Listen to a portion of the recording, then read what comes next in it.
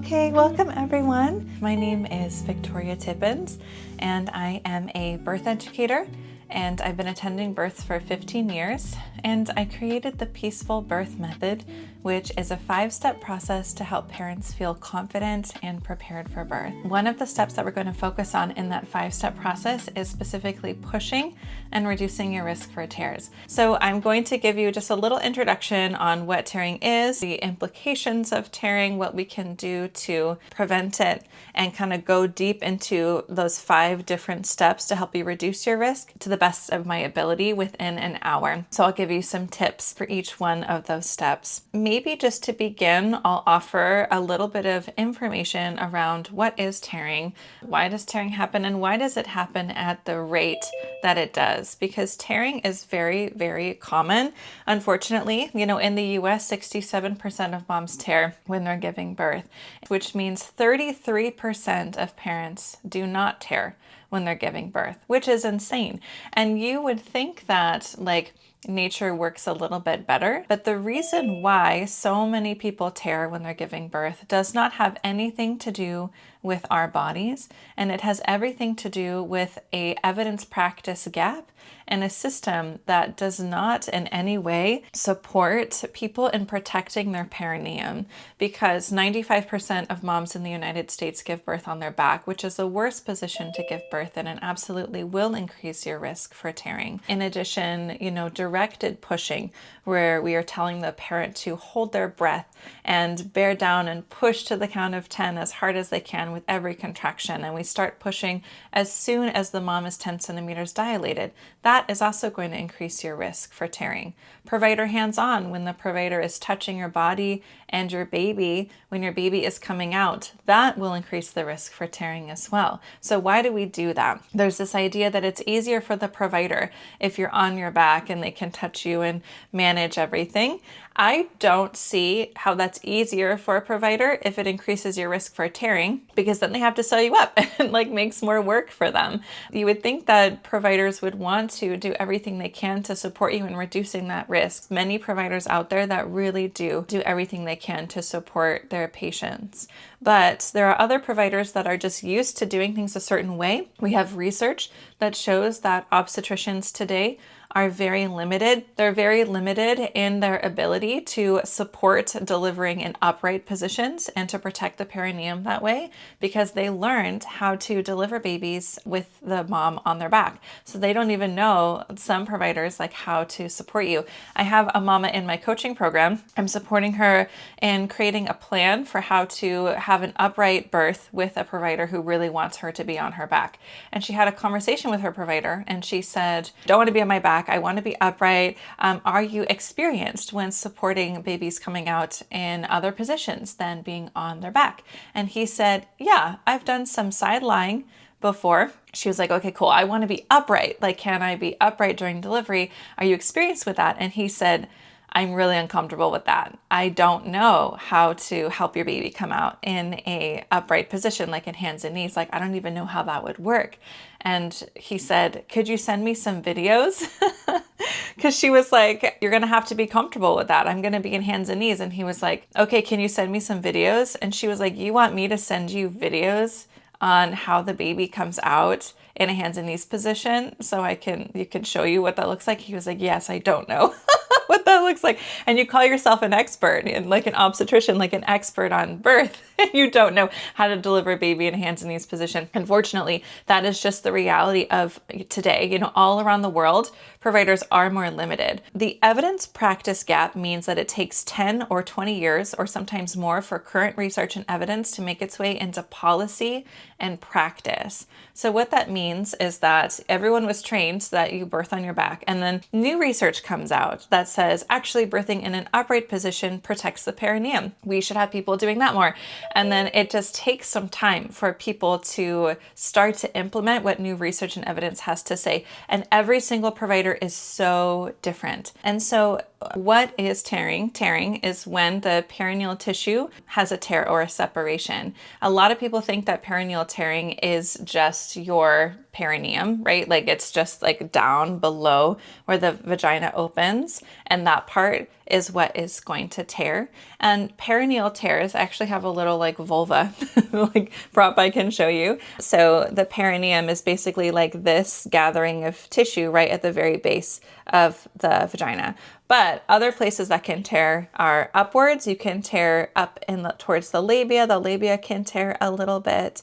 So there are different ways that the body can tear. Tearing, I want to say first, just to remove some fear, is something that happens naturally with birth every once in a while. It's not something to be super afraid of, but it is something that can potentially lead to pelvic floor dysfunction, pain with sex, peeing when you jump on a trampoline, right?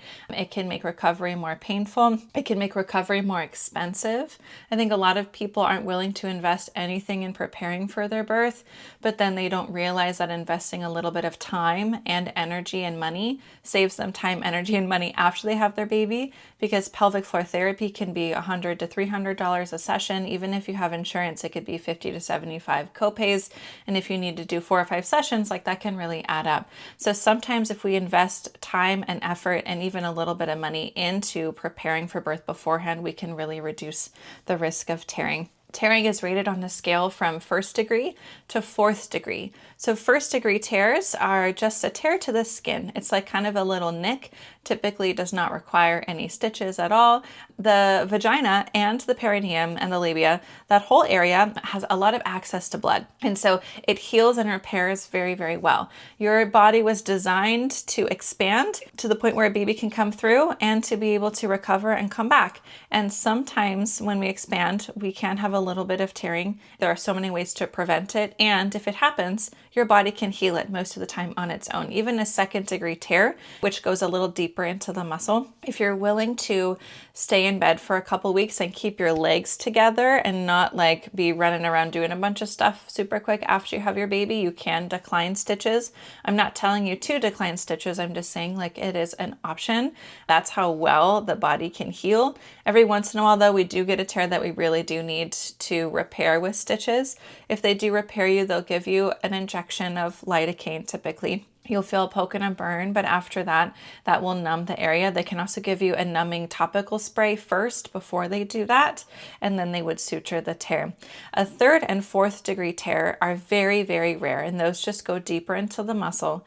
Those are known as OASI, or obstetric anal sphincter injury. So typically an obstetrician needs to repair those tears.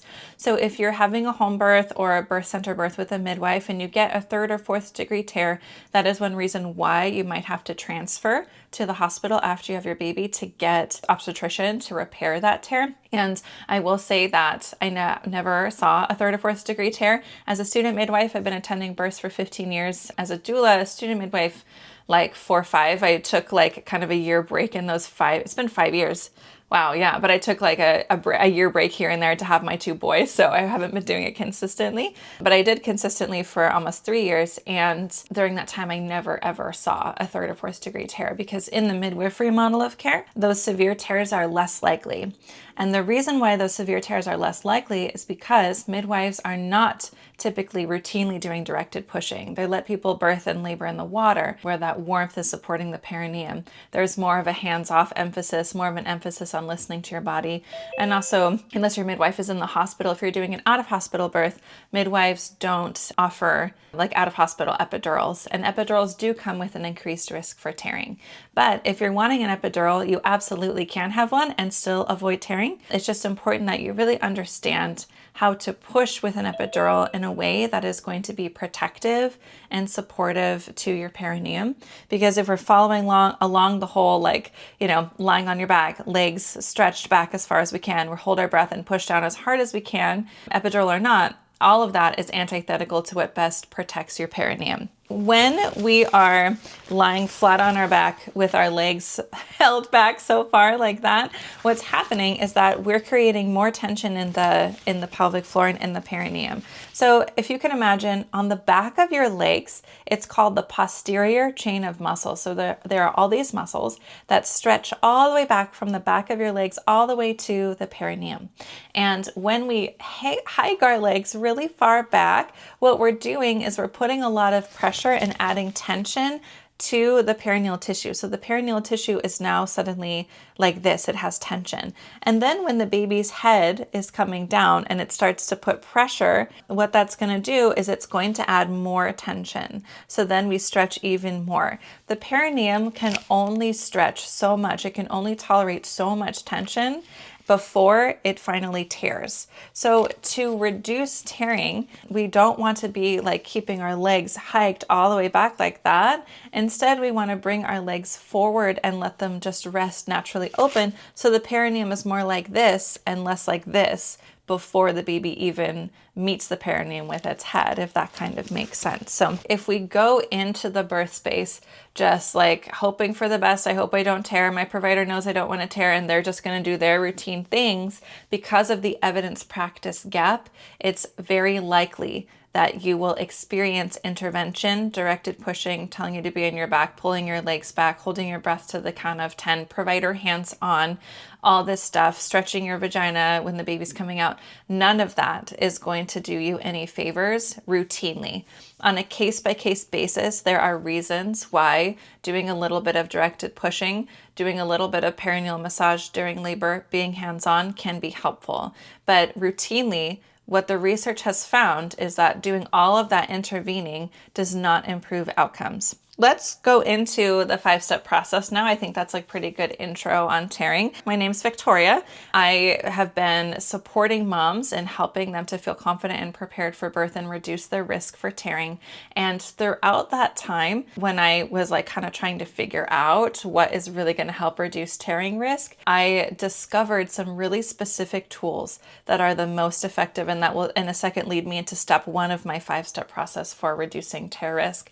And that is to prepare emotionally. So I had been a doula for 9 years when I had my first baby. And I had all this knowledge, right? Because I had been doing that for so long. I attended quite a few births at that point. And I had a water birth at home with a midwife. I even took a birth class because I thought that taking a birth class would be fun to do with my husband and I would learn some new things. And we didn't really learn much about pushing and reducing your risk for tears specifically. Like I just learned about pushing, and she kind of mentioned some things about tearing, but like I didn't really learn anything. I want to say first, like people say your first birth is like so hard, and that's just not true. My first birth was my easiest. It was 5 hours and it was pain-free for all of active labor. It was an amazing experience. But by the time I felt the pressure overhead coming down, I was like, oh snap, I'm gonna tear. I felt so afraid, and it turns out I had a fear of tearing that I wasn't even conscious of. I wasn't aware of that fear. You know about sneaky fear that it's like living in the background and you like don't really know how to address it, or like if it's even like how big of a deal it is. Like I was just really repressing that and keeping it on the back burner. So all this fear came up when it was time to push the baby out, and I flipped and I was like, I'm going to tear, I'm going to tear, I'm going to tear. And I was literally chanting that because I needed some support in the moment, but I had I didn't practice any tools. I had 0 tools. My husband didn't have any tools. He's like, you're a birth doula, you know what to do. I'm just here. And I wanted to ask for help, but I didn't even know how to ask for help. I felt so overwhelmed by the pressure of the baby's head coming down. And it wasn't pain. It was just overwhelming. I was emotionally overwhelmed in that moment because I had fear, and my fear all got triggered in the moment. And I was like afraid I was going to tear. And so what happened was I skipped over this normal biological process that is meant to support protecting your perineum by having the baby come out 2 steps forward and 1 step back, and 2 steps forward and 1 step back, and 2 steps forward. And what that is doing is it's opening the tissue and closing it, and opening the tissue and closing it, and then opening tissue more. And that is how we reduce our risk for tearing. Your tissues are meant to stretch, but slowly. You can't just go from like your normal vagina closed to all the way open 13 to 15 centimeters around, right? Like that without tearing or some kind of perineal trauma. Like that's really, really intense. We want that normal biological process to be intact. We skip over it when we have fear and we choose to add extra force. We skip over it when we don't have an advocacy plan or advocacy tools to protect us from people telling us that we need to push harder. We skip over it when we have a lack of education and support and emotional safety to help us to feel safe, relaxing and releasing and allowing the body to go slow.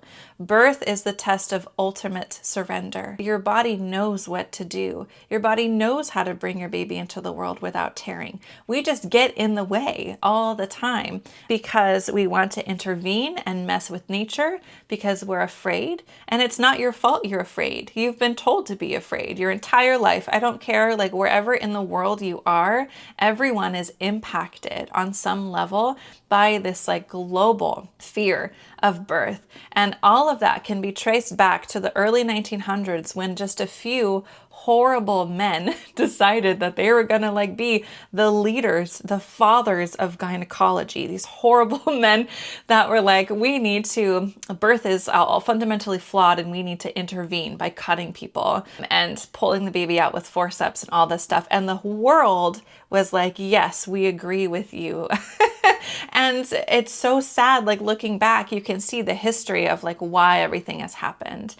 But I just want to like really instill in you in this moment, your body was made to bring your baby into the world without tearing. And the best thing that you can do is not learn just like how to do the warm compress in the right position and all this stuff, is to understand your relationship with releasing control.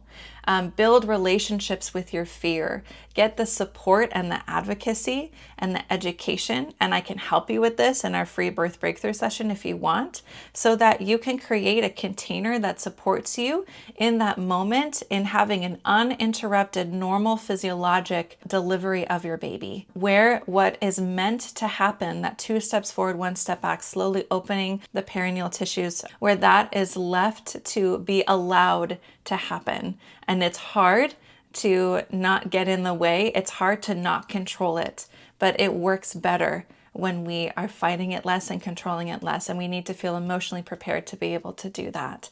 So all the way back to my story, I tore and I had a 2nd-degree tear and I got stitches and it made recovery really hard. And I felt like my vagina was burning. Like when I would stand up, I felt a lot of pain and it took a while to recover and it was really hard to recover. And after that, I was like I don't want to do that again. And I don't understand like why I wasn't more prepared to prevent tearing, having had been a doula for 9 years and also taking a birth class. It wasn't enough. And that's because that model of education, like having information and taking a birth class and having more information, wasn't enough, because information didn't save me in that moment. I needed integrated preparation and I didn't have that. And then I went on to work for a busy birth center for a few years. And when I was working there, everyone joked that I would never get to learn how to repair a tear because nobody tore.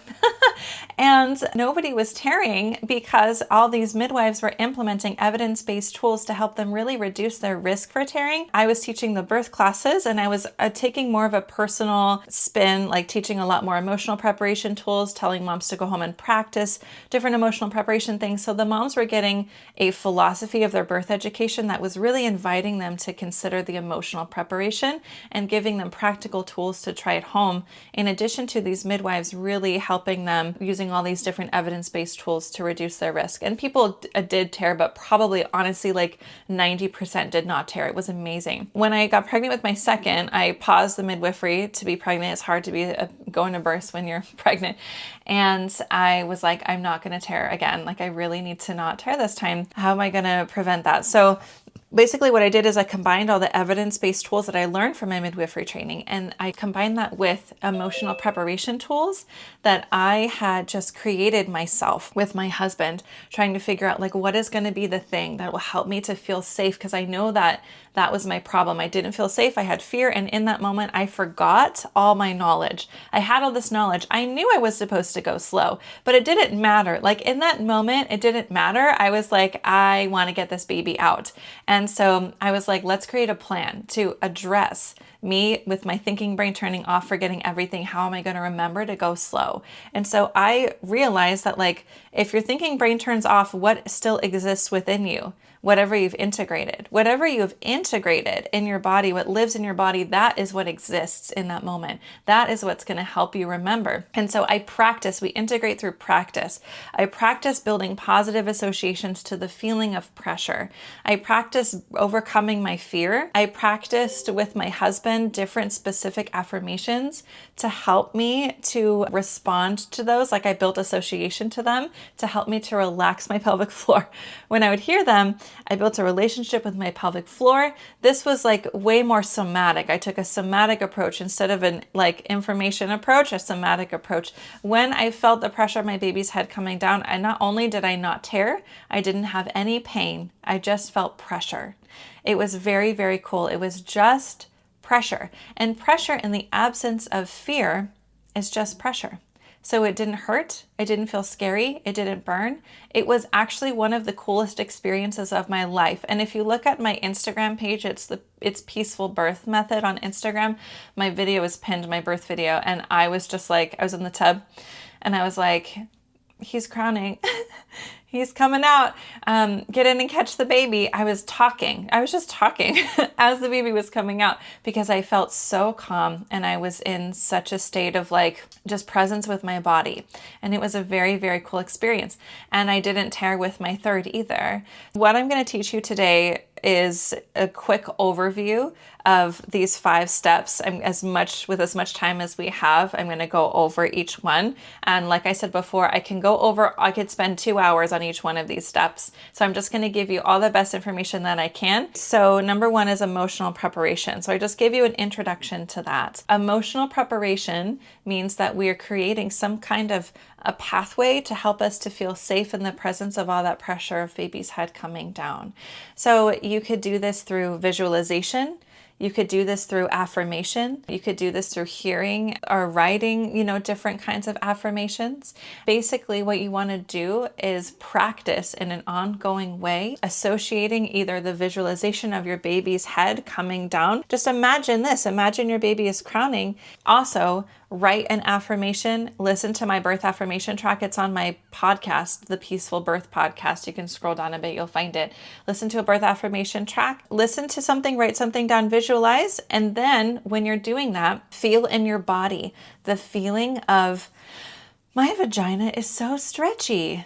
Oh my gosh, I can do this, right? Like what happens is that we don't have control over what comes up for us in pregnancy. Like you might have fear and thoughts come up. What if I tear? What if this happens? Blah. And like that is normal. Everyone has thoughts. Everyone has fear and you can't control that. What you can control is where you put your attention. So what happens is we go into birth and we learn some stuff and then we're like, I hope I don't tear. You have a lot of attention on tearing. If all you're thinking about, if you keep having those thoughts and then you're like, I hope for the best, but like, what if I tear?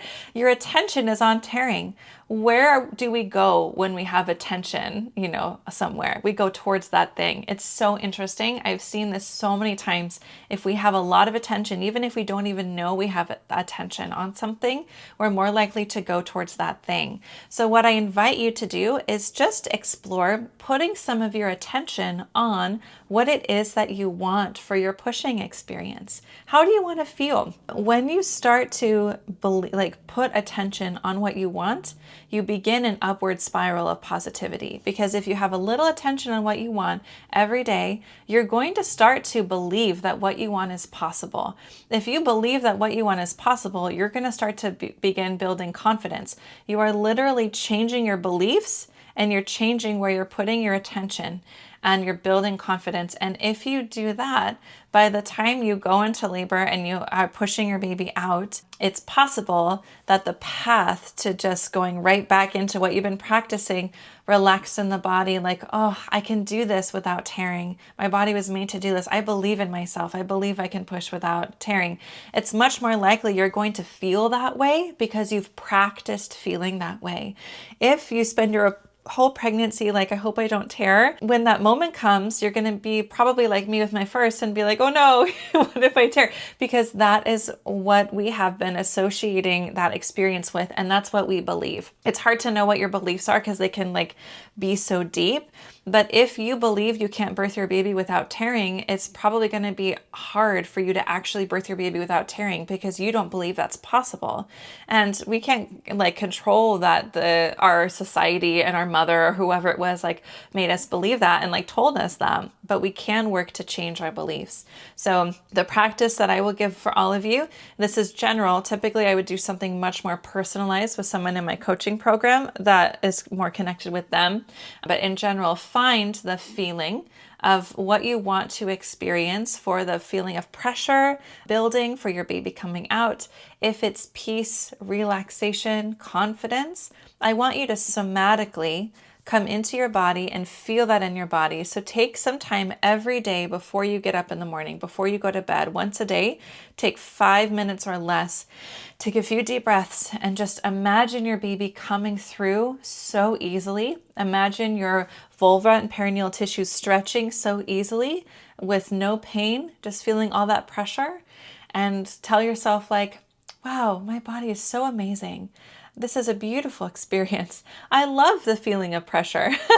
I love the feeling of pushing my baby out. Like just put some attention towards that possibility because that opens that possibility up and can begin you on that journey of that upward spiral of positivity. Let's transition now. So that's a little tool. I have so many tools, but that's a little tool that you can begin with for emotional preparation. So the next piece that I want to talk about is provider hands off. So I had mentioned this before.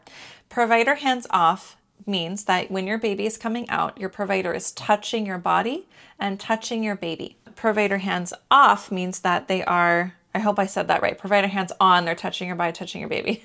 Provider hands off means that they're not. So basically what happens during delivery often is that the baby comes to crown and it'll come to crown fully in one contraction. Sometimes it kind of works its way up to crowning in a few contractions. And then your baby is here at crown. Now that the baby is at crown in a provider hands-on model, what they'll do is that they'll probably, every provider does it a little differently. They'll put their hands on your perineum to protect it. I put that in quotes because that's not evidence-based. And then maybe as the head comes out, they'll push the head down to keep it flexed. Sometimes providers will push actually on the perineum upwards. It's a maneuver that has been researched and shown also isn't evidence-based, but but providers believe, some of them believe that this is helpful because that's how they were trained to push on the perineum. And then the baby's head comes out. After the baby's head comes out, the baby is going to rotate. So they turn to the side like this. And when the baby rotates, what they're doing is they're just turning so that the shoulders can be delivered, because a baby can't just like come through the pelvis straight on. If my hands are the pelvis, they can't fit that way. They have to have the head come out and then they have to turn. If you can kind of see my hand, if you imagine that's the pelvis, if my fingers are the pubic bone, they have to turn and now they can get under the pubic bone, one shoulder. The one shoulder can get under the pubic bone and the other shoulder can deliver from the tailbone. So when the baby's turned to the side, maybe first I'll say some providers manually rotate the baby to the side. They'll turn the baby's head. This is unnecessary. The baby will turn on its own. If the shoulders are actually stuck, we will know before it's too late to intervene, if that makes sense, because there are signs. Like if the head, your baby crowns and then they go up to like the nose and the rest of the head doesn't come out, it kind of gets stuck here and the baby doesn't turn, that means the shoulders are stuck.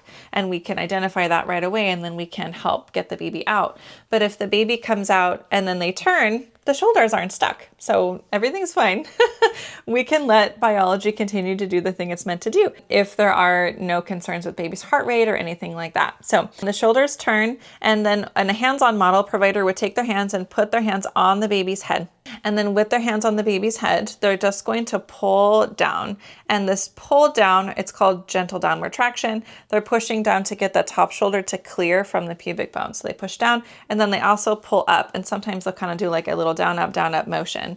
So this whole idea that we need to touch your perineum, that we need to pull on the baby's head, it's well researched all throughout the world. And what we have found is that provider hands on, so your provider's touching your body, your baby, when your baby is coming out, increases your risk for tearing. And so the reason why it increases your risk for tearing is because it increases your risk for a severe perineal tear from an episiotomy. An evidence-based way to avoid an episiotomy is to birth in an upright position, hands and knees, squatting, side lying is even better than being on your back.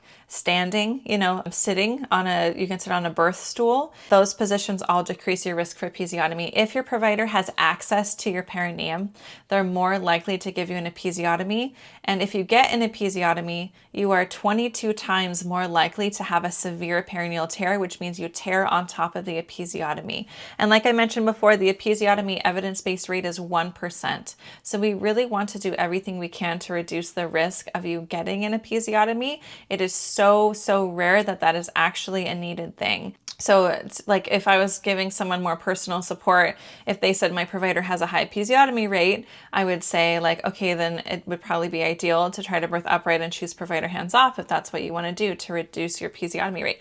If your provider's episiotomy rate is below 1%, then, you probably aren't going to be impacted very much by them being hands-on or hands-off. So it's really up to you then what you want to do. I mean, it's always up to you, but there isn't as much of a push, I guess, towards being hands-off if your provider is more evidence-based. But provider like pulling on the baby and things like that can increase the risk for tears. So just important to recognize that you have options. You don't have to have someone pull on your baby when your baby's coming out if you don't want. You can choose to just let the baby come right out with no one catching the baby as long as you're right on the bed. Like if you happen to be on your back, baby can just come out into the bed. If you are in hands and knees or standing, someone should catch the baby, but they can open hand catch the baby. If you trust your doctor or a midwife to open hand, just let the baby come out into their hand and not do any pulling. Other providers, we need to just not let them have access because they can't respect that boundary. You can also have baby come out into your hands if you're kind of in like a lunge. Like I was in a runner's lunge-ish position for all three of my births, and I just like reached down and actually my second and my third, my husband caught the baby, but my first, I reached down and I caught the baby and it was like really smooth. You could also do that on a hospital bed. If you want to birth in a hospital that's really hands-off and you want to have as much self-agency as possible, you can birth in that runner's lunge position where you're facing forward and you're kind of like, on your knees, but one leg is up in a lunge, if that makes sense. And then you can just reach down and catch your baby. And then you kind of have control, like no one can come in behind you because the bed's behind you. Like that's one position parents birth in if they just want a lot of agency in the hospital. But if you have good education and good support and good advocacy, you can always create agency for yourself, even if you are in hands and knees or you want provider to catch the baby and things like that. So this is a really personal experience and there isn't anything wrong with any kind of choice. It's just about choosing what feels best for you.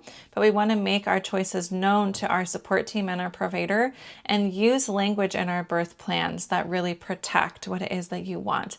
I teach a birth plan building workshop once a month. If you're in my coaching program, I'll help you create your birth plan. I'll write it for you and I'll send it to you and you'll have a birth plan. The language I recommend using in your birth plan with pushing is I decline episiotomy. I will birth in whatever position I choose. Do not touch my genitals without my verbal consent. And then something around like, I choose provider hands off. I don't consent to you pulling on the baby. Or you could say, I consent to an open hand catch of the baby. Or you can say, or you don't have to say anything and they'll just do what they normally do. But having some like strong language that keeps the power in your hands is a good advocacy tool that you can do beforehand. So we're not having the conversation when you're pushing the baby out, if possible. So that's like a quick overview of provider hands off. The next is a warm compress. And warm compresses are evidence-based tools to reduce the risk for pain and to reduce the risk for a severe perineal tear. So warm compresses basically are taking a washcloth and putting it on your perineum. It's very simple. If you're birthing in the water, there's a similar benefit if you're in warm water. If you're not in warm water, if you're at a home birth, just have a crock pot with washcloths in there and just put it on low and then take the lid off and turn it off when you're pushing and have someone give you a warm compress. If you're in the hospital, just put in your birth plan, I want a warm compress, and then someone can bring you a warm compress if you want. And so what that means is that they're putting the warm compress on your perineum when you're pushing. You could have your nurse do this. you're a doula, if your doula is open to that kind of touch, you could have your partner do this if you're wanting to avoid your provider being hands-off, if your provider has a high episiotomy rate. If your provider has a high episiotomy rate and they're the only one who could do the warm compress for some reason, it might be better just to forego the warm compress and really keep them away from your body if their episiotomy rate is high, right? But it's up to you. It's just about really weighing those risks and benefits and feeling into what feels most supportive. You could also, for the warm compress, what I recommend doing is having the warm compress be applied. You could do it in between contractions when you're resting or during a contraction. I don't know which one will feel best for you. A lot of moms feel like during a contraction, when the baby's coming down and it's stretching a little more, that can feel good to have the warm compress on. When the baby comes to crown, it's hands off. So we're taking the warm compress down, we're doing hands off for the rest of the delivery. Your baby knows how to come out without anyone like being there to like pull and do all this stuff most of the time. So it's okay to like have warm compress and be hands off at that point if you want. And specifically the warm compress has been shown to reduce the ring of fire, which is the burning people talk about. I didn't have the ring of fire at all with my second or third. I had a little bit of burning with my third because he came out in like 2 pushes. It was so fast. But with my second, I didn't have like no burning at all. And I was in the tub for both of them. And I think the water helped a little bit. So, okay, the next is positions. So I already talked a little bit about the reason why we don't want to lie on our back with our legs pulled back, because that can add more tension, right, to the perineum. The research and evidence we have on positions for reducing your risk for tears shows that standing and hands and knees and side lying are the 3 best positions to reduce your risk for tearing. Birthing on your back and squatting and sitting, those 3 positions increase the risk for tearing. The reason why squatting and sitting increase the risk for tearing is because there's more pressure on your pelvic floor. If you would get into a squat, you'll feel it and you'll know what I'm talking about. It's hard to do when you're pregnant in the first place, but squatting down really puts a lot of pressure on the pelvic floor. Sitting on the toilet is a great place to push if you're having a hard time holding tension, because when you sit on the toilet, there's basically this like natural pelvic floor release response. So your body will spontaneously kind of relax, and that can really help people with pushing.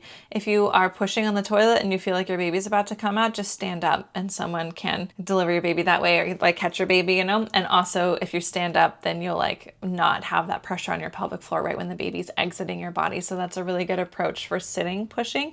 There are birth stools. There's inflatable, it's called a cub. And the cub is something that is kind of like C-shaped, and people can sit on that too when they're pushing in a hospital. Is hands and knees similar to on knees leaning over the edge of the bed? Yes, hands and knees just basically means that your body is in that kneeling position and you're leaning forward. So you can be in hands and knees in a few different ways. You could be at hands and knees on the floor and hands and knees on the bed. You can be on your knees on the floor and then you can lean over a couch or lean over a bed or something like that in front of you, lean over your birth ball. If you have an epidural, the best position to push in for most people, especially when it comes to reducing the risk for both a C-section and for tearing, is to be in hands and knees. You can be squatting, hands and knees, and side lie with an epidural. If you have an epidural or not, either way, if you're at a hospital, you can use the hospital bed to your advantage and take the bed and move it down. So the hospital bed, not everyone, but a lot of them move up and down. So if someone moves the hospital bed down kind of like this, you can get your knees here, right? And then your upper body here. So your knees are down and you're leaning over, and you can put pillows or a peanut ball or something for you to lean on. And that allows your upper body to rest, because you could be holding yourself up for hours and hours, maybe after not sleeping all night. I remember my first was pain-free, but it was exhausting. I felt like it was hard work, and I was in hands and knees, either on hands and knees on the floor or leaning over the bed. Like my knees are on the ground and I was leaning over the bed. I was at home. And I remember feeling like this is physically exhausting. Like this is a lot of work holding myself up so much, but it was worth it. So with hands and knees, that is one that I definitely recommend you give a try and see how it feels.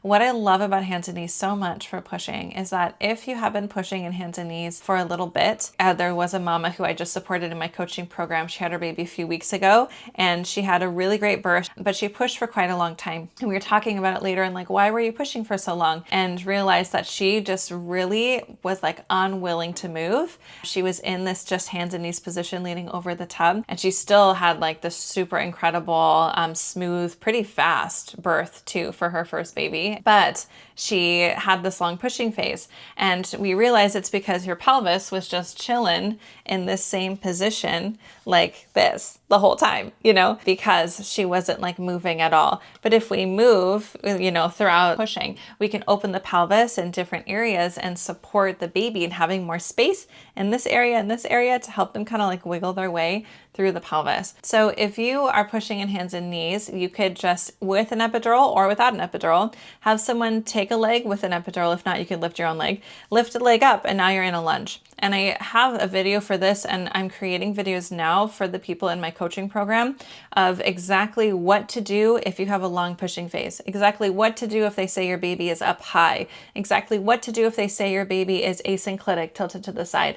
Because if you know what to do in these situations, we can prevent C-sections. With pushing specifically, if you push for a really long time and then we're like worried that baby's not fitting or whatever, that can like really increase the risk for a C-section. That does happen to people. So just knowing how to address that moment is really important, having that knowledge. So a tip for that would be put one leg up into a lunge and push for 5 minutes like that. Put the other leg up into a lunge, push for 5 minutes, and then bring that leg down.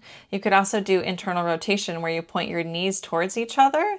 And when your knees are pointed towards each other, it actually opens the pelvic outlet where the baby is leaving. So this part of the pelvis here actually expands and gets bigger. This pelvis isn't super flexible, but that part will get bigger so that baby has a little more space to exit and then go back to neutral. So you can add variety in a hands and knees position with or without an epidural to support pushing progress, which is really, really rad. So that is some support or some education with positions. To end, we're going to talk about number 5, which is perineal massage. So perineal massage is often something that is conveyed to parents as a tool for them to use, that it should be like uncomfortable, right? And what happens is parents like push themselves really hard to try to like endure all this discomfort because they don't want to experience discomfort later. No, queen, don't do that. Please don't do that. I don't want you to feel uncomfortable. I don't want you to build associations to your vagina that are unhappy or uncomfortable, because what the perineal massage process does is it offers us this opportunity to create positive associations to the feeling of pressure. And this is way more important than just doing perineal massage and trying to stretch. Research says that a first-time parent will have benefit and reduce their risk for tearing if they do perineal massage in pregnancy. You start at 35 weeks and do it about 2 times a week until you have your baby. Perineal massage in labor, meaning someone's fingers in your vagina and they're massaging like this to stretch the tissue, can be helpful on a case-by-case basis if someone has some really like tight tissue that isn't releasing. Most of the time that isn't beneficial. We have no good quality research. I don't care what anyone else says. I've heard many OBs say perineal massage during labor is so effective. It's not. It has not been shown in research to be effective. I wonder if you just have a hard time keeping your hands out of people's vaginas. No one needs to stretch your vagina open. Your baby will stretch your vagina open. We have research on perineal massage that's such bad quality, it's just not evidence-based. We have research on perineal massage in populations where the episiotomy rate is 80%. And of course, if someone has an 80% episiotomy rate as a provider, they're doing perineal massage, they have something else to do with their hands, and it's going to reduce their risk for giving you an episiotomy. But in that population, that study doesn't apply to populations like in the US, where the episiotomy rate is between 1 and 15%, depending on what provider you have and what hospital you're in. We don't have any good quality research on a population with a 15 and below percent episiotomy rate that says that perineal massage during pushing is evidence-based, if that makes sense. Maybe new research will come out probably at some point, but right now it isn't evidence-based. And since we know that provider hands-on increases your risk for tearing, most of the time I would say it is better to just have the hands be out of the vagina when you're pushing your baby out. Perineal massage in pregnancy is something that you do where you take your fingers and you put them inside probably your thumb. If you're doing it yourself, you'd stand up, put your leg up, use your thumb and reach inside, and you would just push down a little bit, massage a little bit this way, do a gentle little pull, massage a little bit the other way, and do a gentle little pull. So you're kind of working around the bottom part of the clock, just doing gentle massages, gentle stretches. What I want you to do it with yourself or do it with your partner. Make it sexy. Give yourself an orgasm. Make yourself feel so yummy, ooey gooey good. And if you're doing it with your partner, take sex off the table. So we're not having sex. This isn't about sex. This is about your pleasure and you developing a positive association to the feeling of pressure. I want you to feel the pressure of this new sensation of pressure, right? Of someone doing this little bit of perineal massage or yourself. Relax. Imagine your baby coming out like we did before and do that practice. Wow, my vagina is so stretchy. Feel relaxed in your body. Have your partner tell you, go slow, go slow. So we're imagining the baby's coming out and we're choosing to go slow. We're feeling the pressure of a finger or a tool. There's perineal massage tools you can use. You don't need to. You can just use a finger or a thumb. Doing that stretch. And imagine like allowing your whole body to just like relax in that moment. Go into the pressure instead of resisting it, like under pressure, go into it. Use olive oil. I don't want anyone to be like, we could only do a tiny stretch and it was really uncomfortable. How am I going to be able to like handle the whole baby coming out? When you are pushing your baby out, your body assumes a different physiology. You are in the physiology for a baby to exit your body. On a normal Tuesday, you are not in the physiology for like someone to expand your vagina that wide, right? Like, so don't feel wigged out if you notice that like it's kind of uncomfortable if you want to try to do more fingers or anything like that. Like just start really small and gentle. Don't go beyond, don't push yourself. Only do what feels pleasurable. Be curious. Oh, I can experience more pressure. Add a little more pressure. Wow, like it's just pressure. You know what I mean? We're exposing you to pressure in a positive, loving, maybe sexy, sensual, loving, warm container where you feel yummy, ooey gooey good, where your pleasure is being centered. If you don't want to do it on the bed, do it in the shower. Have your partner in front of you. Put your body into their body and cuddle up to them. Put your leg up on the bathtub and have them reach their thumb or finger down and just do a little bit of clitoral stimulation, or you use a vibrator and then they can like insert a finger and just do a little bit of pressure. Or you could just do pressure. You don't have to do clitoral stimulation. The point is that we want to introduce that birth and the experience of baby coming out of your body does not have to be scary. It does not have to be painful. It does not have to be something that you're like forcing yourself to endure discomfort for, to prepare to hopefully not have this like scary outcome. Instead, we're choosing to believe that our bodies are made to do this. Yes, we're choosing to believe that we deserve pleasure, that birth can be one of the most beautiful experiences of our life. And we're choosing to say yes to this experience, say yes to our pleasure, positive, happy associations to that feeling. That is like, I could talk about perineal massage for forever, but that is like my quick little rundown of it, just to hopefully give you an idea of a different approach. That this is something that I just like came up with, and I find it really, really helpful for helping people go into that moment and they feel the pressure of baby coming down and they go, oh, I've practiced this. This is just a level up in intensity, but I've practiced this before. And you have your body's physiology, all the secretions, all the blood flow, all of that is on your side and helping you in that moment.